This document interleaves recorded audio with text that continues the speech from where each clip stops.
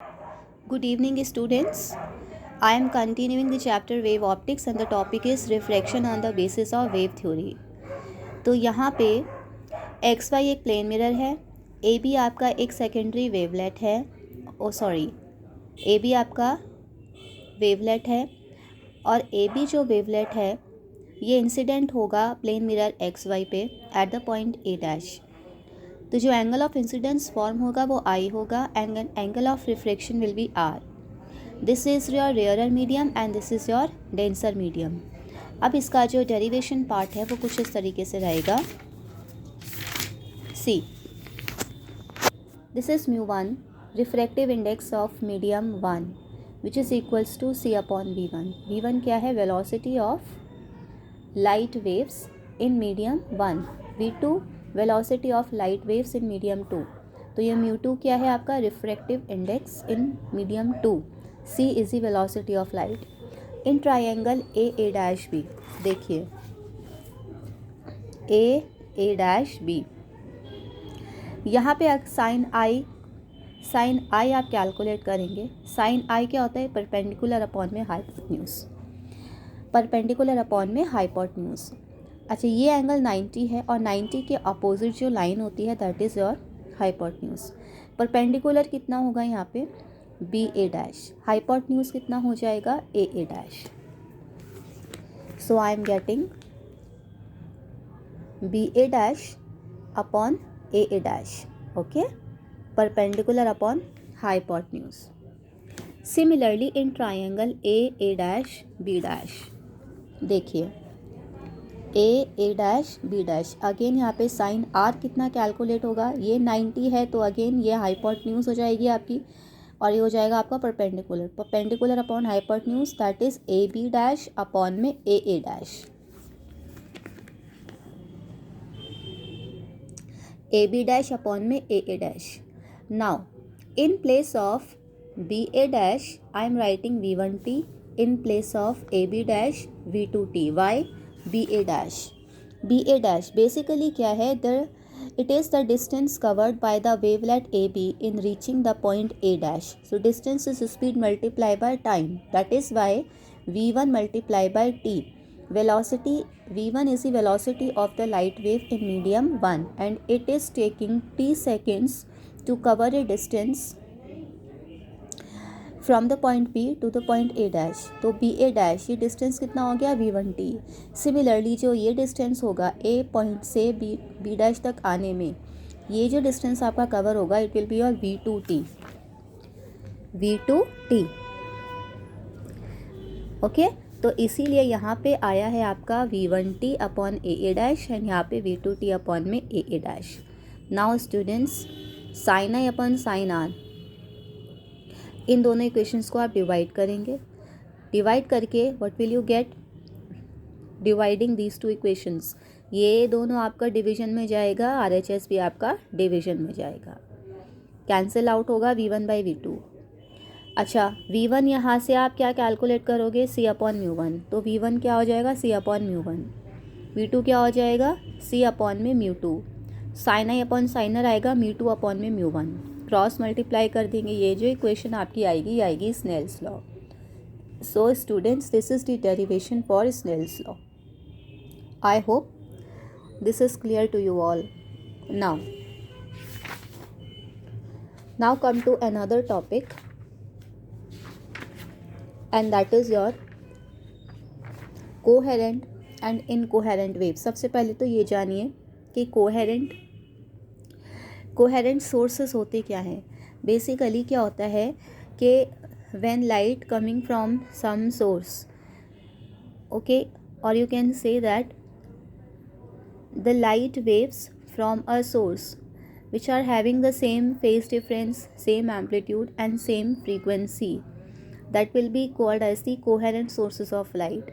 Whereas when the light waves coming from certain source and they are having different frequency, different phase difference and different amplitude, then it will be called as the incoherent source of light. Okay, so basically coherent sources give us constructive interference and incoherent sources give us destructive interference. Now what is constructive interference and destructive interference? This you will get to know later on. So this was about coherent source and incoherent source. Again, another very important part consists of interference. What is interference of light? Interference of light is a redistribution of energy in the form of waves. Redistribution of energy in the form of waves is called as the interference. So this is the phenomenon for interference. Okay. So now the interference also, like it can be constructive and it can be destructive interference. How it is constructive interference? Interference basically, see, I am drawing a figure. Suppose I am having two waves. This is your first wave.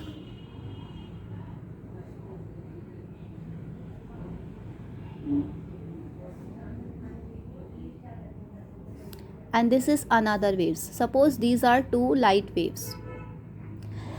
And when these two light waves superimpose upon each other in such a way that they have the same phase difference, same frequency and same amplitude, then the resultant wave will come out to be like this.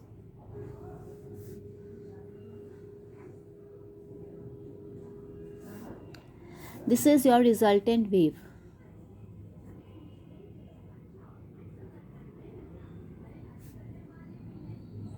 This is your resultant wave. And this is, both of these waves are superimposed upon each other, and the resultant wave which I am getting has the same phase difference, same frequency and same amplitude. Such kind of interference of waves is called as the constructive interference. Okay. Now, constructive interference. Now what happens in case of destructive interference? Destructive interference is like this. Suppose I am having the two waves like this. Now in this, what would happen? Destructive, crest of one will fall on toe of the other. But here what was happening? Crest of one will fall on the crest of another, toe of one will fall on the toe of another. So I am getting this kind of resultant wave. But here in this case, crest will fall on toe of second wave, crest of first will fall on toe of the second wave. So the kind of resultant wave which I will be getting would be like this in case of destructive interference. And you know what is interference? Interference is nothing but the redistribution of light energy in the form of waves is called as interference. Now when constructive interference takes place, we get bright fringes. What are fringes? Band, light bands. When screen gets illuminated with light, then we can say that constructive interference has taken place, and we get light bands, illuminated light bands on a screen. Whereas when destructive interference take place, we get dark bands. That is, there is no light in that area. And such light bands and dark bands are termed as fringes. Okay? And fringes से ही हमें fringe width का expression calculate करना होता है, which is like this.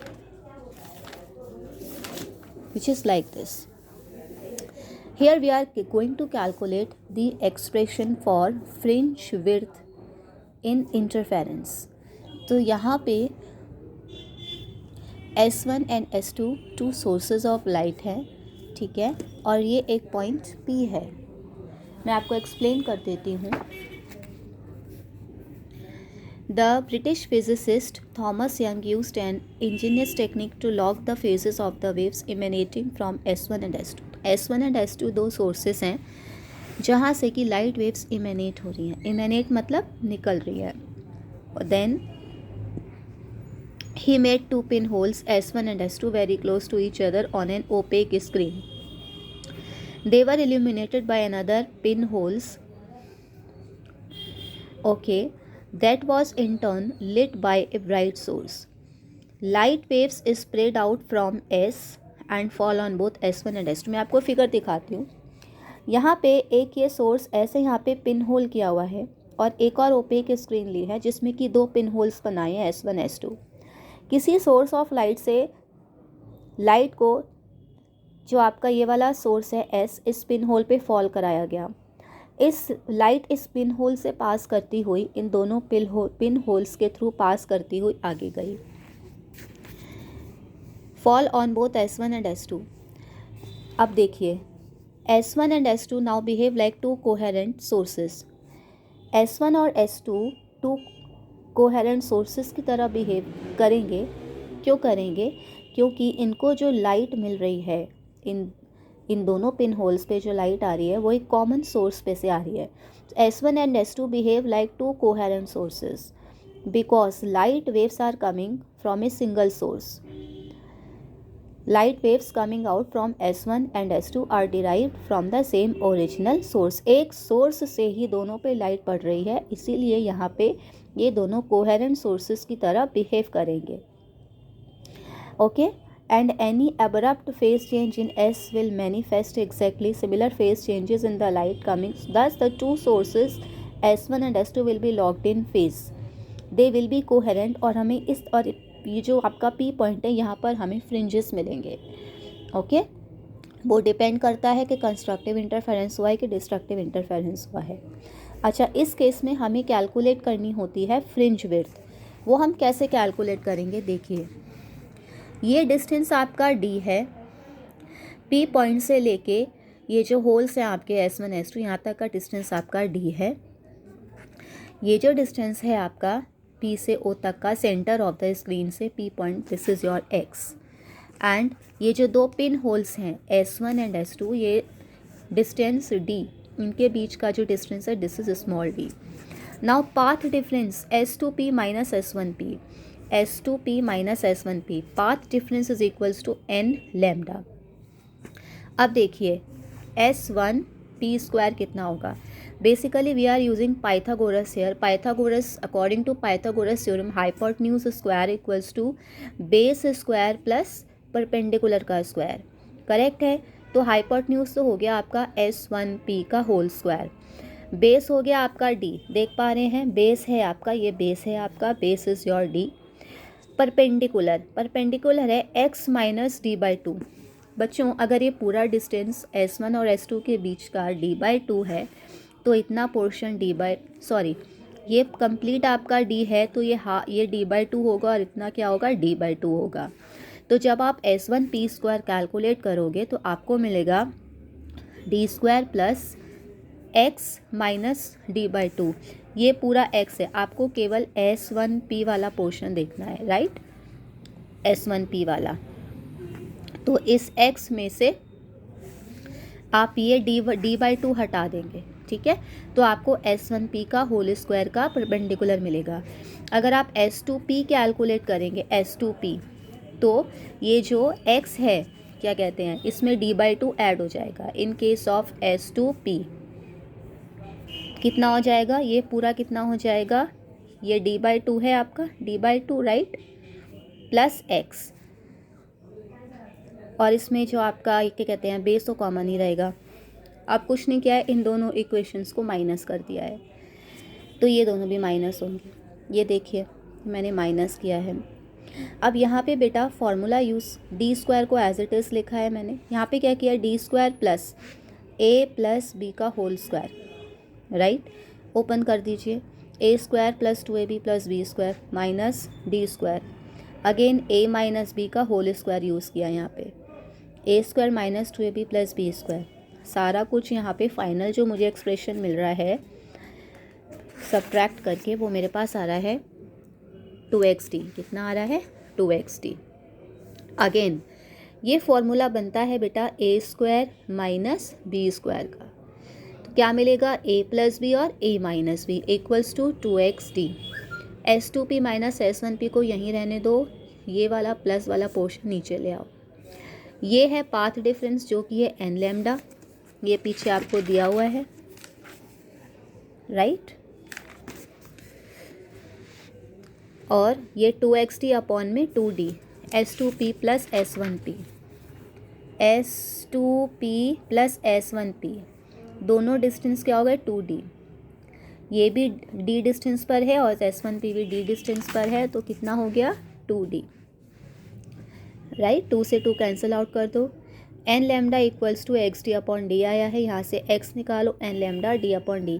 बेटा ये condition होती है कंस्ट्रक्टिव इंटरफेरेंस की, where n can be 0, it can be +-1 +-2 and so on.